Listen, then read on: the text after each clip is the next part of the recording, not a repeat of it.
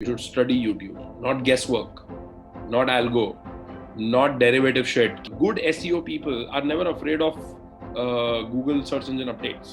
Google update ही इसलिए आ रहा है क्योंकि तुम्हारे जैसे लोगों को उड़ा सके. इसका मतलब you tried to edit WordPress without reading WordPress.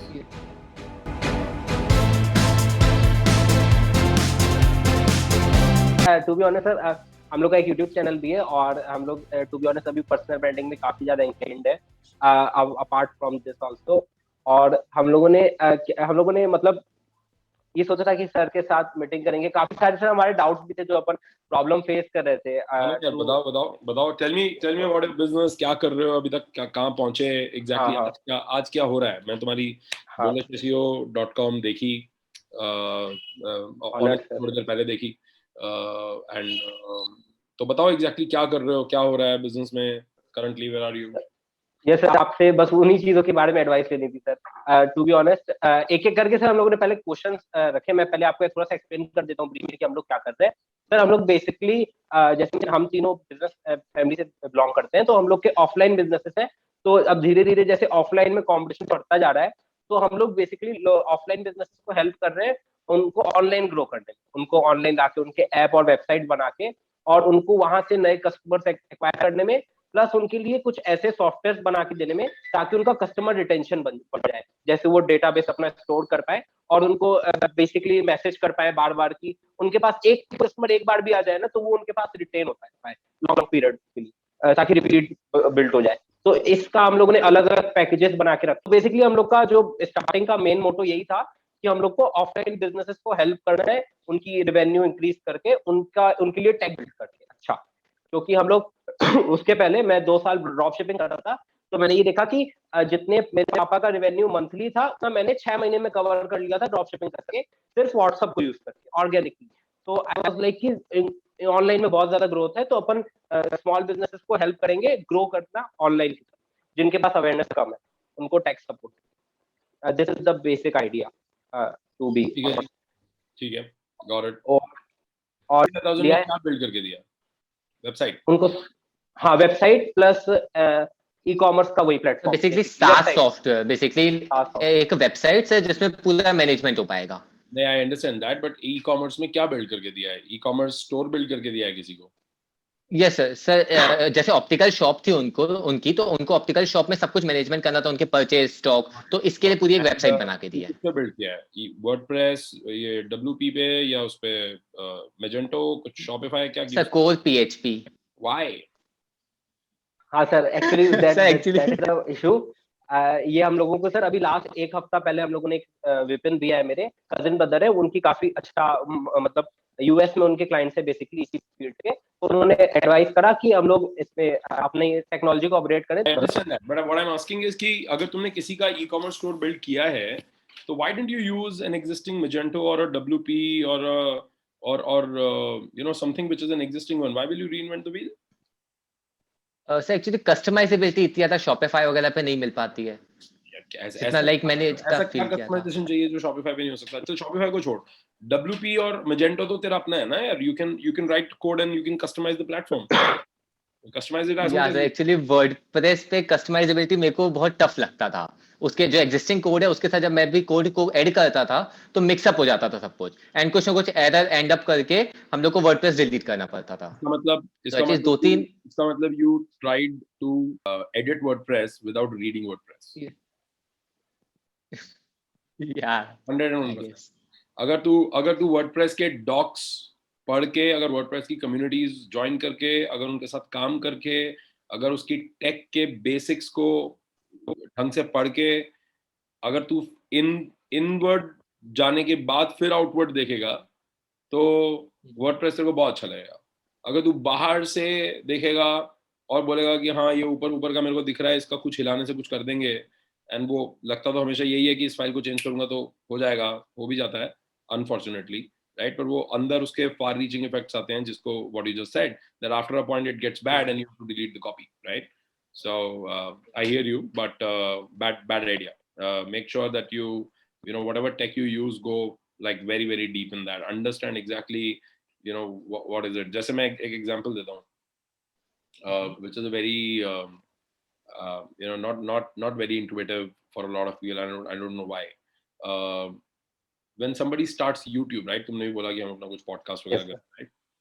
मैं हमेशा बोलता हूँ कि यार अगर YouTube पे तुम चाहे क्रिएटर हो, पॉडकास्टर हो, कुछ भी कर रहे हो, राइट? अगर YouTube पे तुम्हें ऑडियंस बिल्ड करनी है ना, you know what is it that you should study? You should study YouTube, not guesswork, not algo, not derivative shit कि ये वाले चैनल ने ना ये किया है, इससे काम अच्छा होगा, जुगाड़ कर लेते हैं, या फिर ये अपन करके देखते हैं, चल जाएगा, इसने हैक किया है, हैक चल जाएगा. You should actually read all the product documents that YouTube has. YouTube has product documents, right? And those product documents, if you actually spend time, वो 200-300 पेजेस अगर पढ़ोगे ना बैठकर, तो उसमें उन्होंने सब लिखा है. उन्होंने लिखा है कि ये प्लेटफॉर्म क्या है, क्यों है, हम क्या सोच रहे हैं, हमारा एंगल क्या है, हम ये करते हैं तो क्यों करते हैं, what are we gunning for, why are we doing this, right?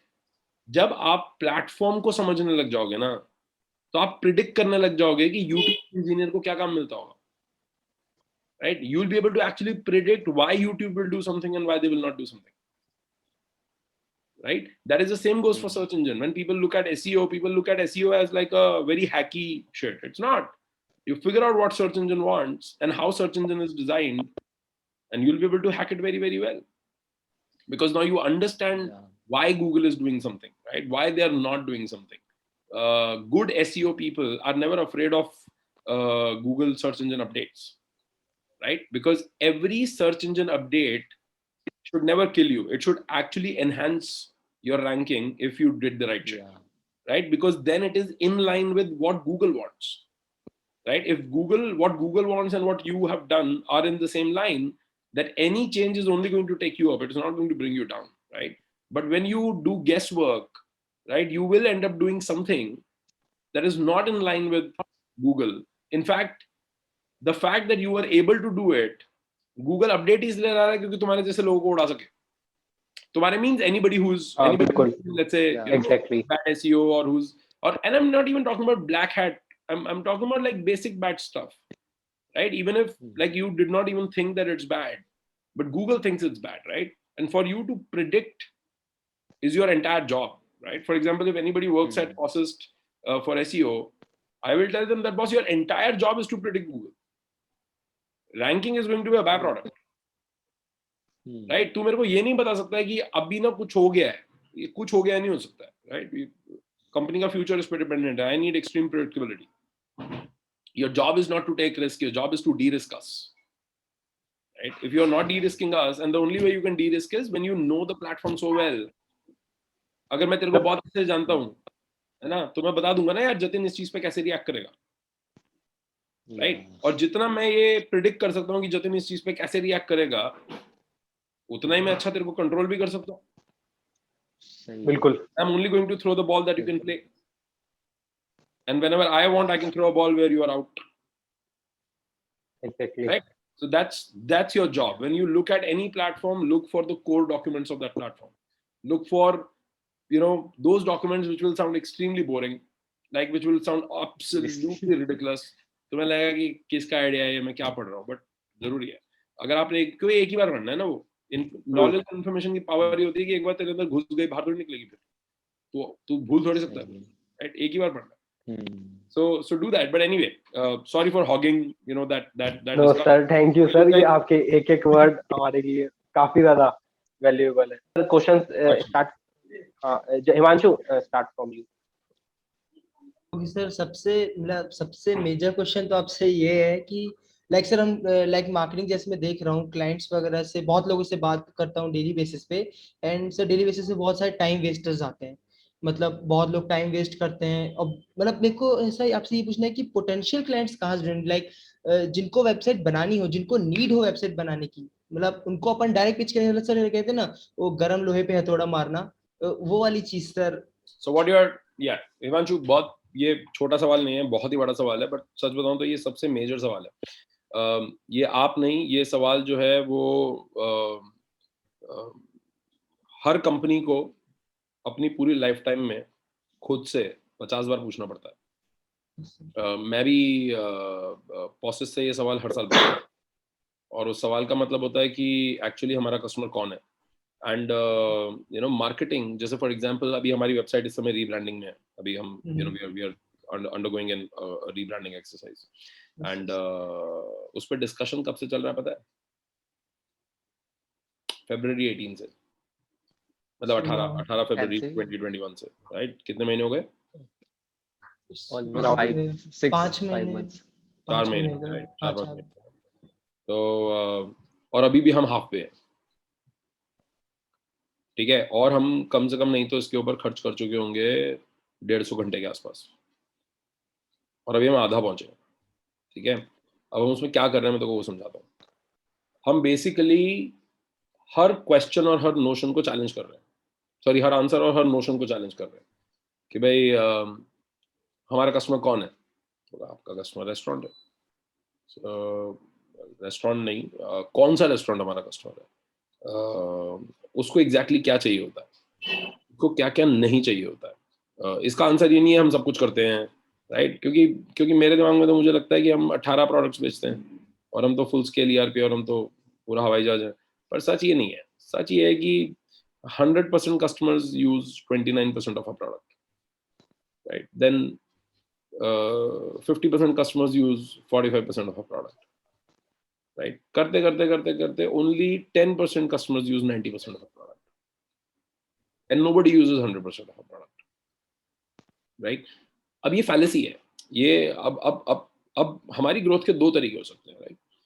और जहां पे भी मैं जो बोल रहा हूँ अगर रिलेटेबल ना हो तो प्लीज स्टॉप मी. तो हमारी ग्रोथ के दो तरीके हो सकते हैं. एक तरीका कि हम बोलें कि बॉस ऐसा है कि let us understand our own truth, and the fact that 100% customers are using at least 29% of the product, let us become 29% company. Right? And let us scale the customers. काय को अपनी ईगो रखने की, नहीं मैं तो पूरा हवाई जहाज हूँ. उसको जो चाहिए वो जो चल रहा है, जो ऑलरेडी चल रहा है, let's double down on it, quadruple down on it. Right? Let's become that. दूसरा तरीका इसको अप्रोच करने का ये है कि हम बेल कर्व का मिडल देखें. बॉस 50% कस्टमर्स अगर 45% प्रोडक्ट यूज कर रहे हैं तो इधर गेम है. तो how can we invest in improving our adoption, because a large part of our adoption is a function of education, is a function of push. Right? मैं true terms में बताता हूँ. जैसे पॉइंट ऑफ सेल सिस्टम, जो billing system है, जो restaurant management piece है, वो 100% कस्टमर यूज करते हैं. राइट? दूसरा पीस है back end inventory control, stock management, वो आधे कस्टमर्स यूज करते हैं.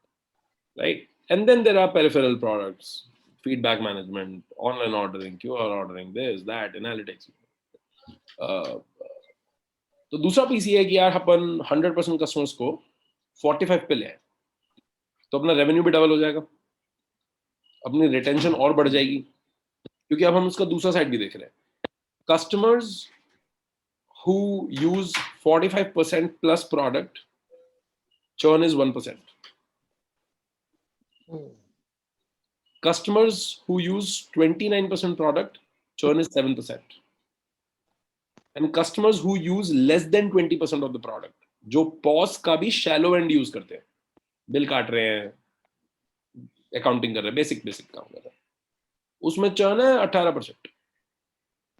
और वो इसलिए चर्न नहीं मारता क्योंकि तेरा प्रोडक्ट खराब है, वो इसलिए चर्न मारता है क्योंकि वो बाजू वाला आके सस्ता दे देता है. उसको लगता है कि यार एक दाल मखनी एक बटर नान प्रिंट बिल, क्या रॉकेट है क्या इसमें क्या हो जाएगा. Right? So his use case is so basic that actually while he appreciates your product, he appreciates your support, he appreciates your quality, he also says कि आप बहुत ही अच्छे आदमी हो पर मेरे को आपकी जरूरत नहीं, मैं छोटा सेगमेंट बेसिकली नहीं है. हाँ, वो खुद ही बोलता है कि यार मैं क्यों 1.5 लाख रुपए साल दे रहा हूँ, क्योंकि जो सेम चीज उसको अवेलेबल है वो 7,000 रुपए साल में अवेलेबल है. राइट? तो 20 गुना का फर्क है. कोई ऐसा ट्रिवियल डिफरेंस नहीं है जो 3,000 रुपए के लिए बदल दिया. राइट? अगर वो हमारे सेल्स वाले को या हमारे कस्टमर सक्सेस के बंदे को बोलेगा ये बात, तो वो खुद भी बोल देता है कि हाँ आप बदल लो. राइट? या तो आप 29% और 45% गेम में चले जाओ, या मतलब कोई बेनिफिट है नहीं ज्यादा. Right? So what I am saying is that every company has to continuously shave it, chop it, sharpen. Right? तो अब हम अगर रीपोजिशनिंग रीब्रांडिंग एक्सरसाइज कर रहे हैं उसका क्या मतलब है? we are just saying that that okay, let us look at it again, let us re-look at our truth. Some of this truth can sustain. ऐसा थोड़ी है कि हम कल से कुछ नया बोलने लग जाएंगे, right? But some of that truth can sustain, some of that truth can get further optimized because our understanding of the customer has changed, right? To your question, so what you are dealing with is यार, अब तुम्हारी जो website है उस पे लिखा है we are an IT solution, right? We do SEO, we do website development. मैं तेरे को 5000 ऐसी हिंदुस्तान की वेबसाइट दिखा सकता हूँ अभी जो एग्जैक्टली वो लिखा है जो तुमने लिखा हुआ है, करेक्ट? वेबसाइट का काम सिर्फ, and this is the learning for you, this is easier said than done, but this is something that you need to focus on. Your job when you are building your marketing, when you are putting a marketing message out, चाहे आप वो social media पे डालते हैं, चाहे आप search में डालते हैं, चाहे आप कंटेंट लिखते हैं, चाहे आप वेबसाइट बनाते हैं, चाहे आप किसी को पर्सनली मिलते हैं और बताते हैं कि आप क्या कर रहे हैं, इन सभी केसेस में आपका सिंगुलर फोकस होता है to attract a customer, correct? Yes, sir. You should have a auto correcting focus which is also to repel the wrong customer. Okay. तेरी मार्केटिंग देखकर सही आदमी का अंदर आना उतना ही इंपॉर्टेंट है जितना गलत आदमी का तेरे से दूर हो जाना। अगर तेरी मार्केटिंग पढ़ के उसको ना लगे कि ओ मेरे काम का नहीं है, तो तेरा टाइम खराब होने वाला है, because you will end up speaking to 100 people. No option क्या है तेरे पास, राइट? हमारे केस में एग्जांपल देते हैं, okay? When somebody asks me and meets me and asks me, let's say, what do you do, right? I will tell them that we are a restaurant tech platform. We help large restaurant chains and complex restaurant problems, and we are a bottom line efficiency company. So restaurants and restaurant chains who believe that they can improve their bottom line by bringing efficiency to their entire system, we help them become more prosperous. अब ये सिर्फ Phulari language नहीं है, ये bullshit भी नहीं है, ये रेस्टोरेंट वालों को समझती है, राइट? अब इसी जगह मैं ये भी बोल सकता था कि we are a POS company and we give restaurants entire technology. Now this will attract literally anyone and everyone who has a restaurant, right? But जो मैंने बोला उसमें क्या है कि जिस आदमी को बॉटम लाइन एफिशिएंसी चमकता ही नहीं ना, वो ऑटोमेटिकली गायब हो जाता है. तो वो कैसे बोलेगा आपको? वो मेरे को बोलता है कि अच्छा अच्छा अच्छा, तो आप चेन्स को देते हो, चलो खत्म, end of the story, right? अभी मेरा कितना सारा टाइम बच गया, राइट? क्योंकि इसको एफिशिएंसी की बात ही समझ नहीं आ रही है. क्योंकि दुनिया में दो तरह के रेस्टोरेंट है, एक जो बेचारा एस्टैब्लिश करने की कोशिश कर रहा है ना, वो काय को बॉटम लाइन एफिशिएंसी. अभी तुम मुझसे बात कर रहे हो रेवेन्यू बढ़ाने की, खर्चा बचाने की बात थोड़ी कर रहे हो. बिल्कुल, है ना? खर्चा बचाने की बात कौन करेगा? जो कमा रहा होगा. एग्जैक्टली. टैक्स बचाने की, अब चार्टर्ड अकाउंटेंट की बात करते हैं, राइट? एक चार्टर्ड अकाउंटेंट की पोजीशनिंग हो सकती है थकी हुई. I am a chartered accountant, I file taxes. Everybody will go to him. 1000 रुपए वाले से लेकर 50,000 वाले तक सब जाएंगे. दूसरा चार्टर्ड अकाउंटेंट बोलता है that I basic help companies manage there finances. Third, इसमें उसको थोड़ी बेटर क्वालिटी की कंपनी है, राइट? जिसको जिसका इतना तामझाम है कि उसको मैनेज कराने की जरूरत है, वही जाएगा. इंडिविजुअल आदमी नहीं जाएगा कि सब मैं सैलरीड आदमी हूँ, मेरी टैक्स रिटर्न फाइल कर लो, राइट? तीसरा चार्टर्ड अकाउंटेंट हो सकता है जो बोलता है कि I help companies save tax through tax planning. अब टैक्स बहुत ज्यादा स्पेसिफिक है. टैक्स तो बचाएगा ही वही जिसके पास इनकम है, और इनकम भी इतनी होनी चाहिए कि टैक्स पेनफुल हो. तो सर बेसिकली आप कह रहे हो कि हम लोग को नैरो डाउन करना चाहिए, कस्टमर एकदम स्पेसिफिक हो और अपनी मार्केटिंग जितना हो सके. तो सर ऐसे जैसे आपने जब स्टार्ट करा था सेकंड ईयर पे, तो बेसिकली आपके जो मोटिव होगा वो तो जैसे आपने बताया था कि हम लोग का कैपिटल इकट्ठा करना फिलहाल मोटिव था, सर्विस देके ताकि अपन प्रोडक्ट पे इन्वेस्ट कर पाए.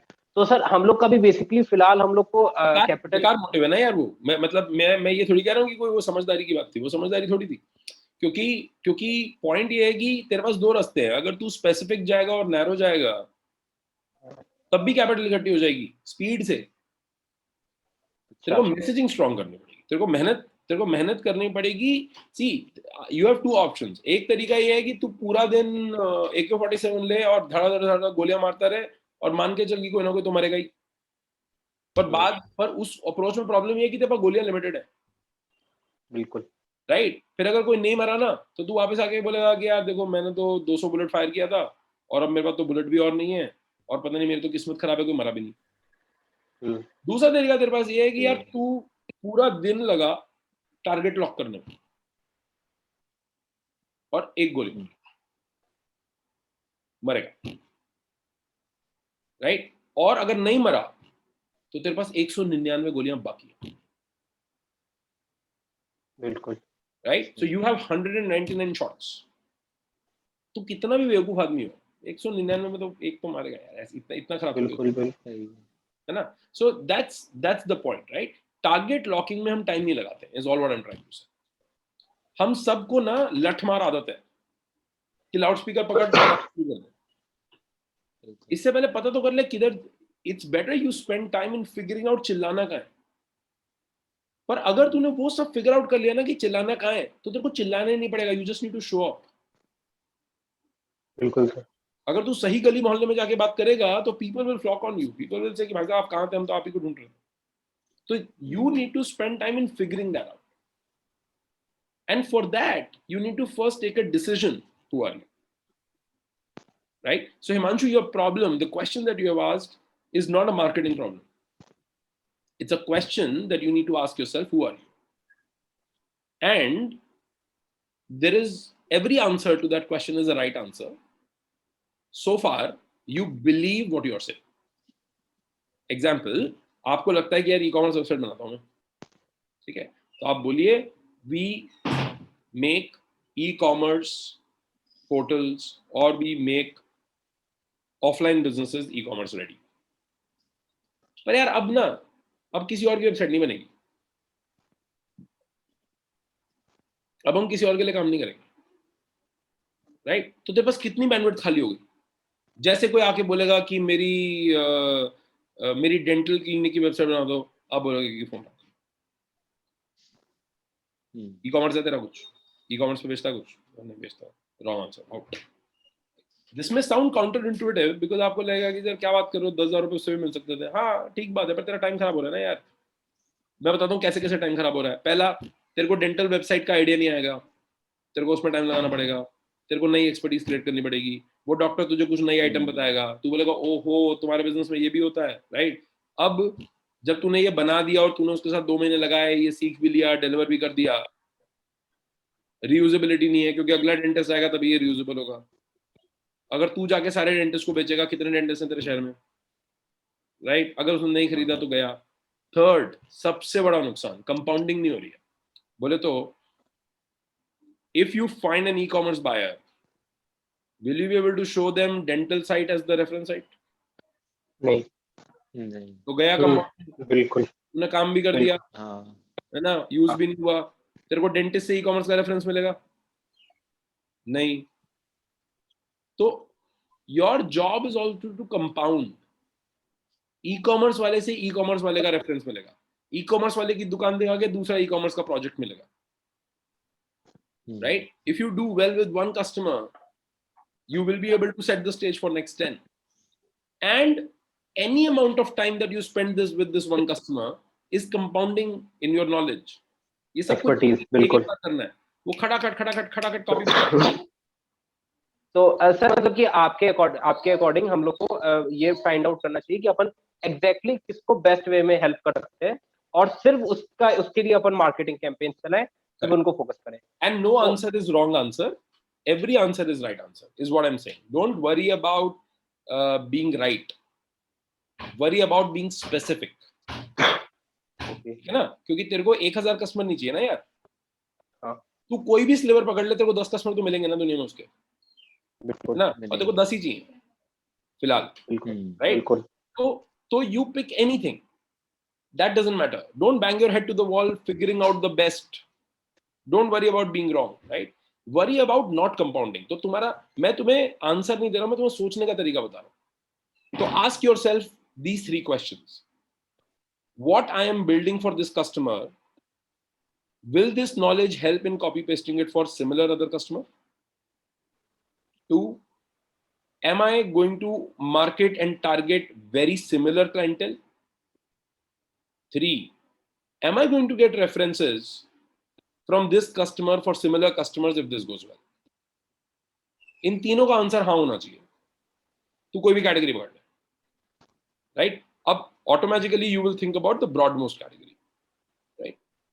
Yeah. That's okay. Okay.